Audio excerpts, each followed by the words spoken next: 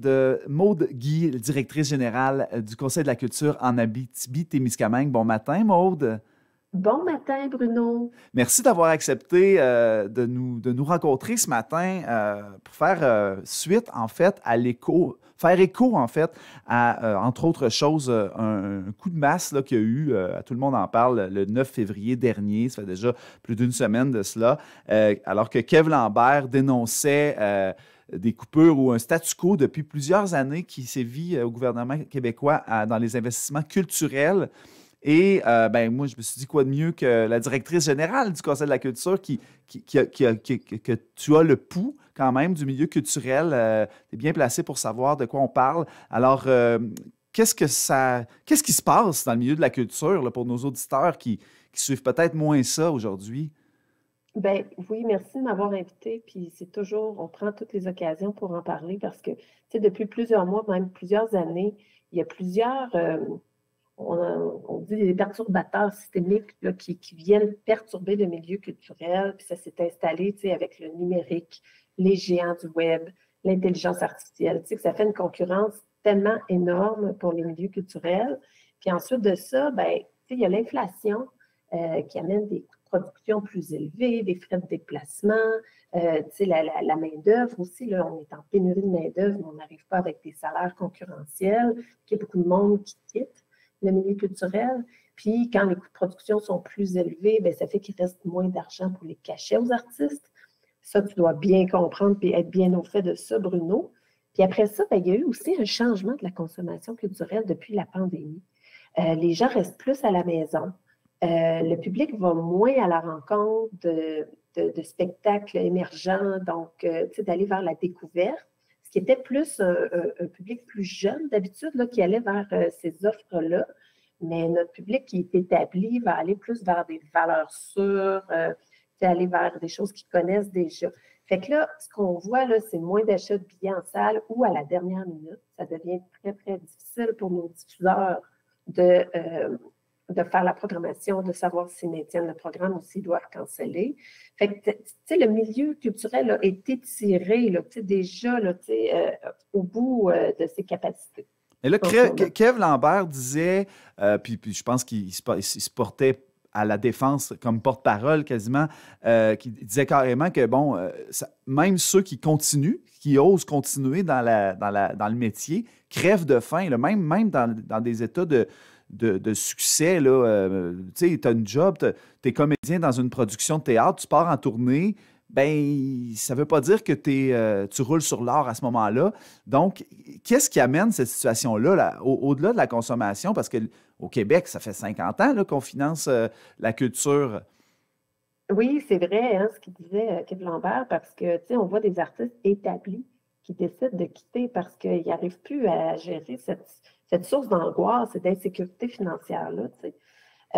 Ben, tu sais, on parle de coupure au calque. Dans le fond, on a connu des bonifications pendant la pandémie et ça a aidé le milieu culturel. Mais après la pandémie, on est revenu au niveau de financement d'il y a 7 ans. Mais on sait que l'inflation, depuis, tu sais, ça a augmenté. Si on cumule les années, tu sais, depuis 5 ans, ça représente 21 d'augmentation. Tu sais, tout à l'heure, je parlais de frais de production. Euh, Ce matin, j'entendais à la radio le Cirque Coligny qui parlait de tournée. Même si on a une tournée de programmée, les frais de déplacement, ça dépend aussi de d'autres demandes d'aide financière au calque.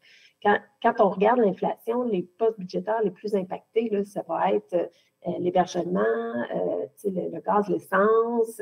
Fait que nous, en région, si on fait venir une production, si on fait venir une exposition, c'est ces frais-là qui augmentent énormément, puis il en reste toujours de moins en moins pour les artistes.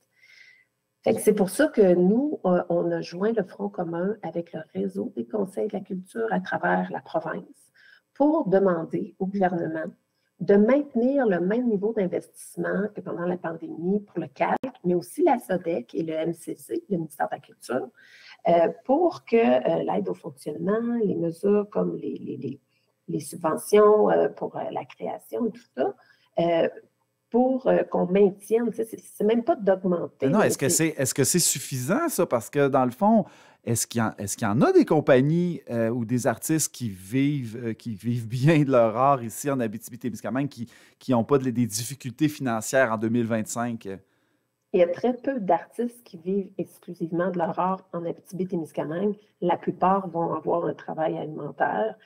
Je pense que ça devient de plus en plus difficile. Puis ce qu'on voit pour les organismes de diffusion, c'est une diminution dans la programmation.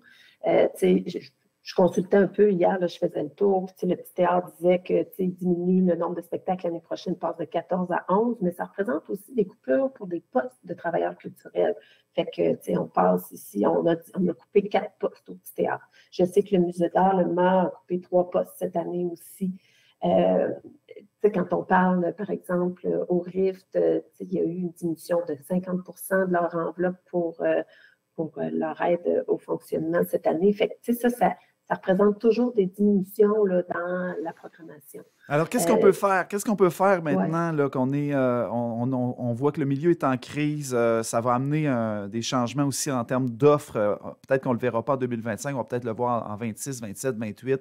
Qu'est-ce qu'on peut faire pour soutenir le milieu présentement aujourd'hui, Maude, Guy?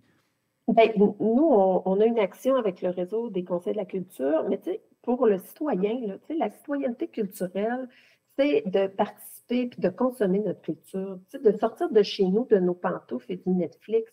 Hier, il y avait la journée du 12 février, j'achète un billet pour un événement culturel. Ça en est des actions qu'on peut faire pour soutenir concrètement notre milieu.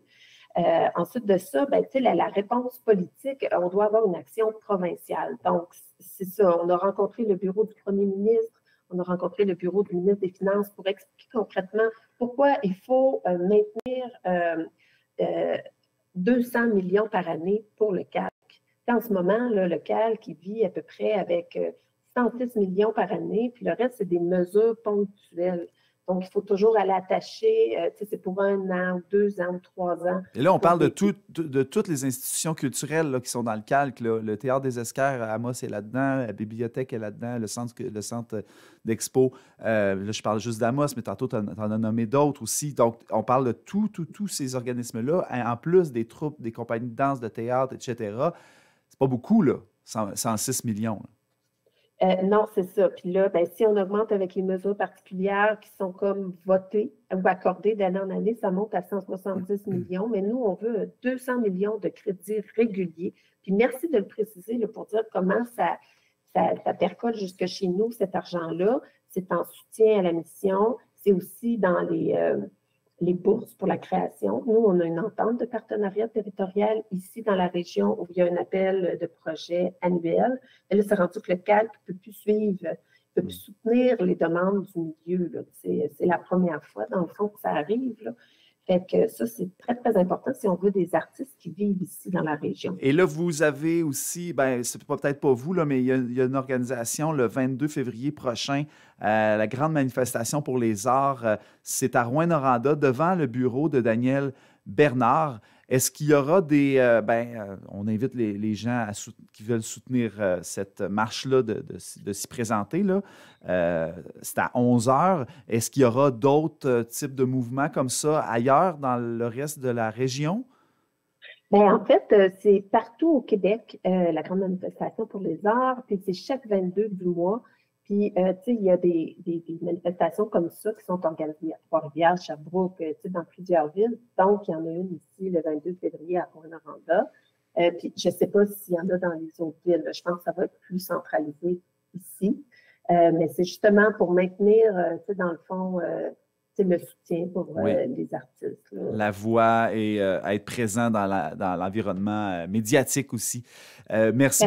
Oui, allez-y pour le mot de la fin, Maude Guy. Dans le fond, c'est que soutenir notre culture, c'est soutenir aussi toute notre identité. On parle beaucoup de Trump, des mesures tarifaires et tout ça, puis un mouvement nationaliste où on dit qu'il faut soutenir nos producteurs canadiens, québécois. Notre culture, c'est la même chose. On est menacé par les grands de ce monde et notre culture devient anglophone et américaine, on disparaît quelque part. Fait que, c'est important de réagir à ça, là, Absolument. et de se mobiliser. Absolument. Ben, merci beaucoup, Maude Guy, directrice générale du Conseil de la culture en Abitibi-Témiscamingue, d'avoir accepté de prendre des minutes ce matin à travers le reste des beaux dossiers à défendre en 2025. J'en suis convaincu. Merci d'avoir été là. Merci de m'avoir invité. Bonne journée. Bonne